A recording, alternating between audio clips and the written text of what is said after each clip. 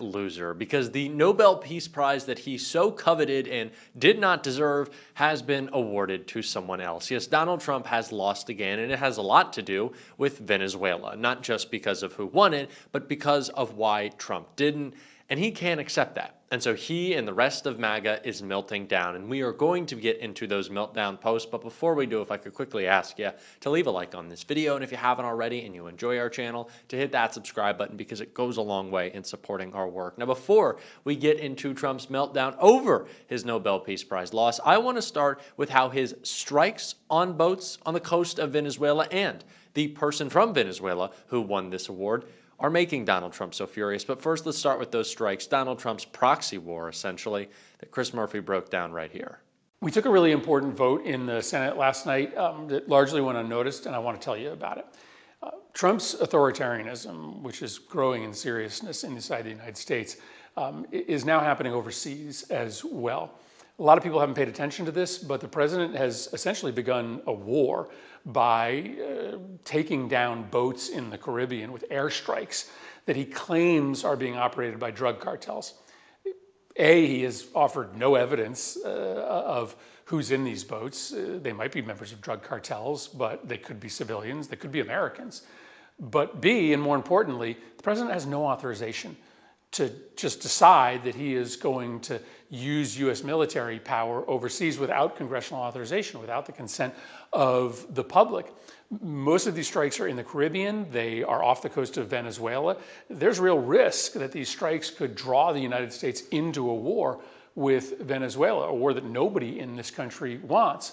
But again, the principle is probably what's most important. This is a president who just doesn't believe that he is subject to the law. What part of extrajudicial killings makes you the peace president is my question. Donald Trump has shown again and again that not only does he not care for the law, he has contempt for the law. He hates it. It's the reason why he has broken it so many times at home.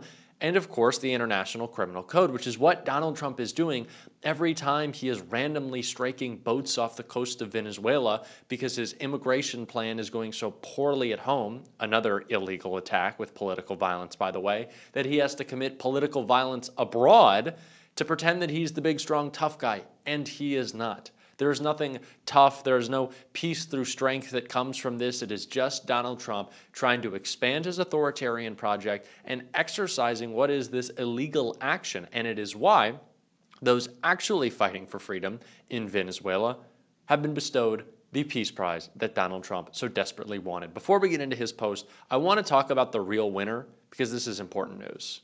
Nobel chair defends decision as he's grilled about Trump's campaign for Peace Prize. The chair of the Norwegian Nobel Committee pushed back against suggestions that this year's Nobel Peace Prize decision was made to spite Donald Trump's public campaign for the award. The chair was asked directly just moments after he announced this year's prize would go to Venezuela's opposition leader, Maria Corina Machado, whether Trump's repeated insistence that he deserves the prize had affected deliberations. A reporter in the room asked, during the past months, U.S. President Donald Trump has repeatedly said he deserves the Nobel Peace Prize, and he'd like to have it. He even said it would be an insult to the United States if he didn't get it. What do you, as chairman of the Nobel Peace Prize Committee, think of this, and how has this campaign-like activity by the president and his supporters domestically and internationally affected the deliberation and thinking in the committee?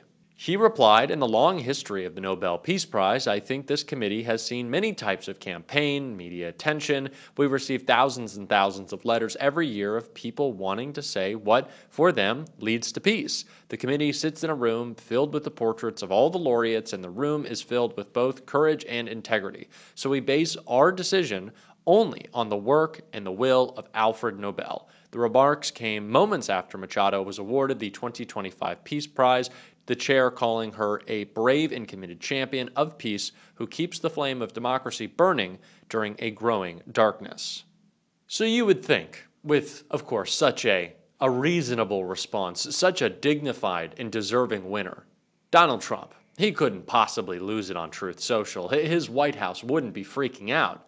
and making insane comments. No, that is actually exactly what they did. We saw the freak out. We saw the attacks. We saw this is persecution. I'm the president of the United States, but I'm still the biggest victim in the world. That's what came out of Trump. That's what came out of Trump's White House, and we see it right here.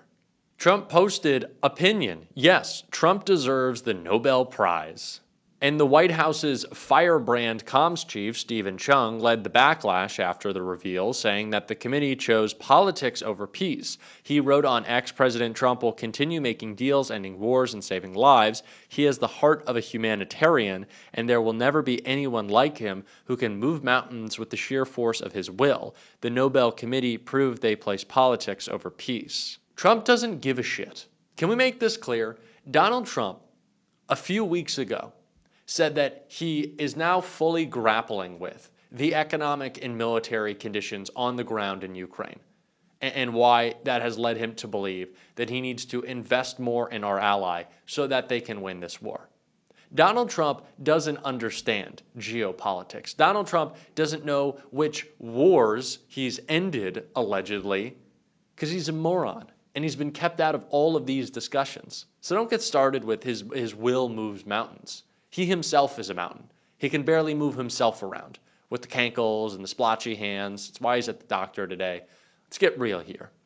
Donald Trump has not made any steps to make the world safer. Donald Trump has only taken steps to help Donald Trump in this administration. That is what it is always about.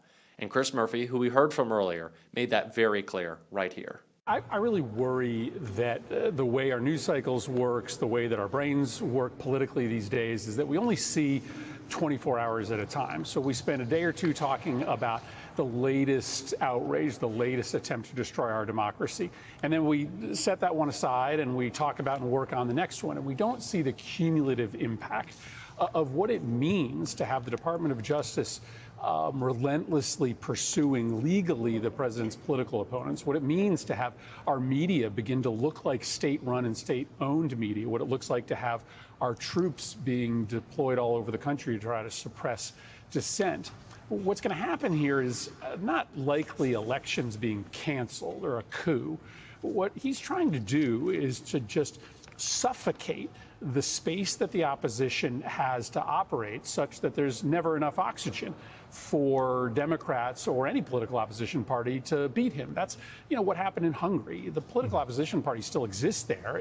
The rules are just rigged so that they can never, ever prosecute their case. They can never win a national election. So when you look at everything he's doing together at the DOJ, at the FCC, at the Department of Defense, it is all designed to try to convince people to just stay quiet, to not show up for the protests, to not run for office, to not vote. That's how our democracy is destroyed. The elections still happen, but the same party wins election after election after election, and that party is Donald Trump's party, his family's party, a party increasingly of oligarchs who are making money off of this government. Senator, I want to underscore that what you have done today in terms of laying out the connecting the dots, you are really shining a light on the roadmap that Donald Trump is laying out here. And I think that's important because I was just at an event earlier today here in Washington, D.C. I was in Denver this past weekend, and the folks that are, plugged into what we do every single day, they are very concerned.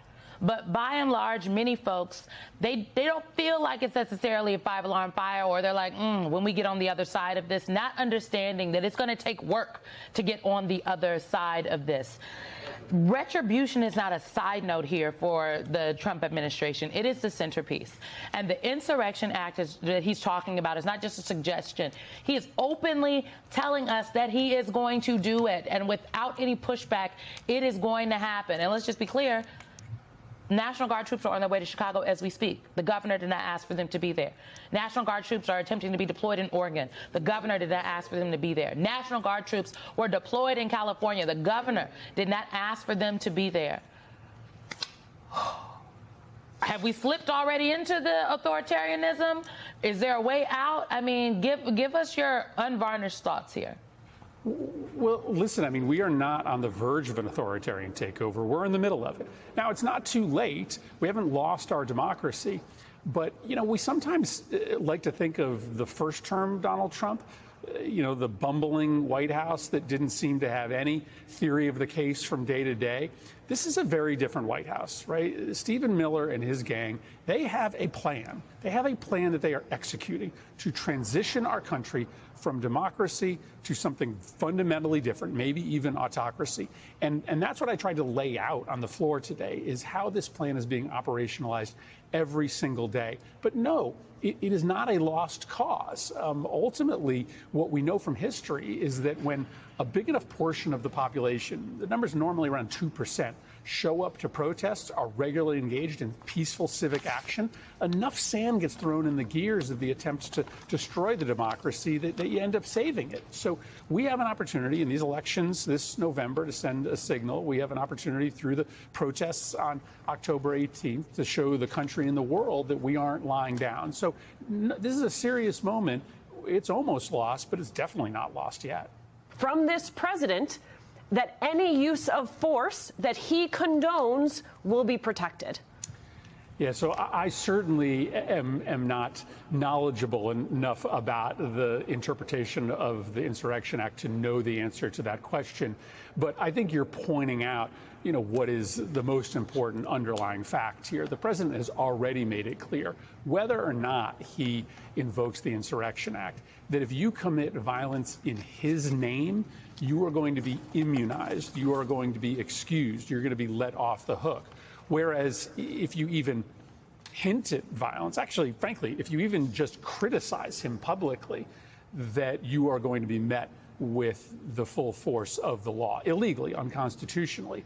And so I think it is really important to anchor ourselves in that reality, that if you commit a violent act and you're doing it to help Donald Trump, you're going to get away with it, which is a signal for more of the right to engage in increased violence.